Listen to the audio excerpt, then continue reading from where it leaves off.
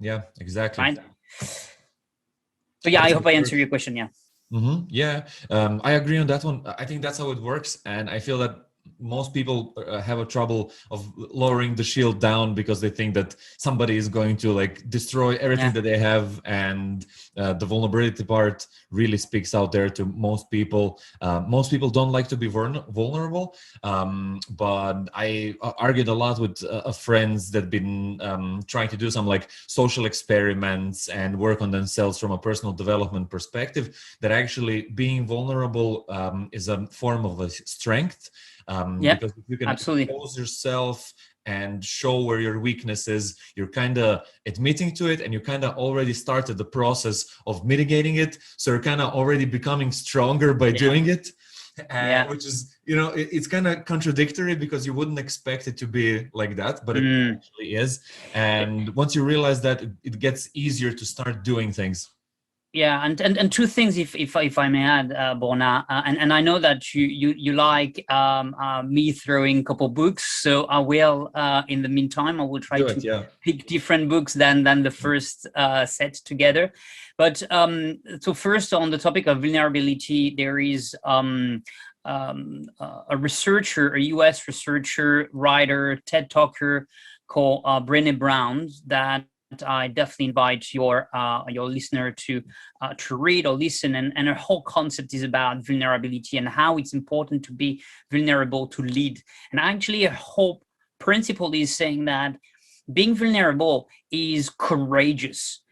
Being vulnerable is a strength, and a lot of people might associate that as a weakness, but that's totally the opposite. People who are taking a leap, people who are taking the courage to do something, they go full on naked to a word, in a way, right? It's like, I am putting all my soul, energy, money into something, and then therefore you become really vulnerable. But this vulnerability means that you become very courageous because nothing can attack you, in a way. So that's something that Brené Brown, one of the most watched TED Talk of all time, definitely I recommend. And the second element is, yesterday I was watching or I was listening a book that from a guy that obviously you must know, doing your podcast, obviously, Tim Ferriss, and his book Tools of Titan, which is a rather thick encyclopedia, but absolutely brilliant. And there is this trick about the to say no to do more of the things that you like. And there are two tips that I can give your listener.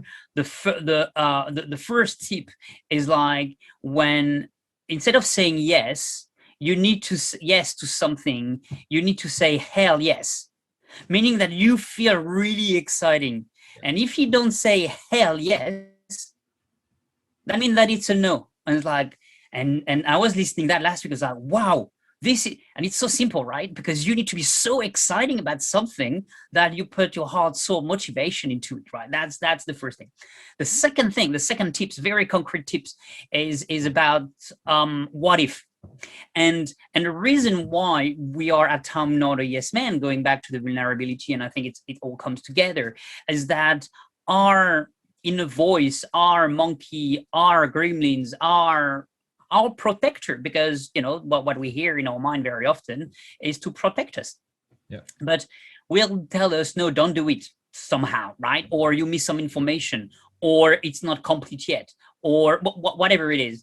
And Tim give like tips like, do a what if exercise by putting it on paper. Write things down on paper. What is the worst that can happen?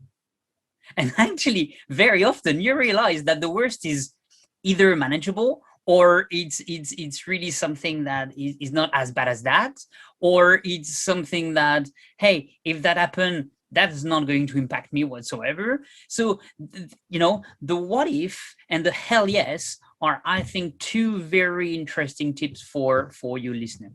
Yeah, definitely. Hey, thanks for watching this video.